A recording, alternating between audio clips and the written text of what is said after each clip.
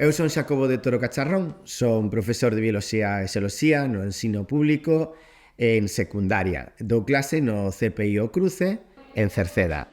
Todo o mundo ten máis ou menos unha idea do que é ser profesor, entón é impartir as clases do currículum para cada un dos niveis, pero neste centro tratamos de que haxa unha carga importante de prácticas. Entón, para ser profesor no ensino público, pois hai que ser licenciado e hai que pasar unhas oposicións. Unha vez rematada a licenciatura, pois hai que facer un mestrado, que é o mestrado en educación, no que aprendes toda a parte de didáctica e pedagogía das ciencias, tanto teórica como cunha fase de prácticas que hai que desenvolver en centros. Sendo profesor, estimulo conciencia medioambiental, sensibilidade medioambiental, aporto coñecemento e aporto abrir esa curiosidade que precisan os rapaces co seu entorno máis próximo e como disfrutan coa ciencia, no? Que é algo que valoro enormemente. Eu non quero formar a futuros científicos, que estaría genial se o fago.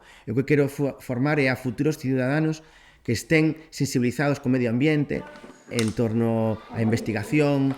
Estes últimos anos desenvolvimos proxectos de fototrampeo, de realidade aumentada para ensinar pois os mapas topográficos con curvas de nivel, que é un areeiro de realidade aumentada, por exemplo, Xeoclip, que é un proxecto que comezamos eu e unhas compañeiras. Fixemos unha serie de vídeos de ciencia. Todo isto é unha motivación enorme porque cada ano pois intentamos crear novos materiais que logo pois se empregan nas nosas aulas, pero tamén noutras aulas de Galicia, e nos consta tamén que de fora, polo cal é moi motivadora a miña profesión, no?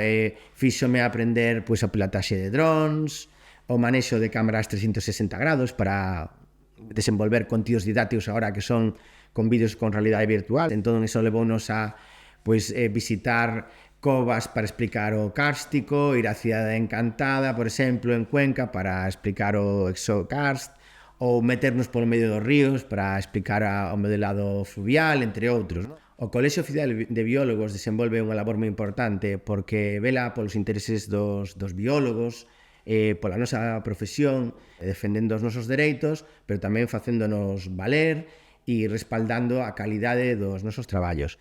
Eu son biólogo.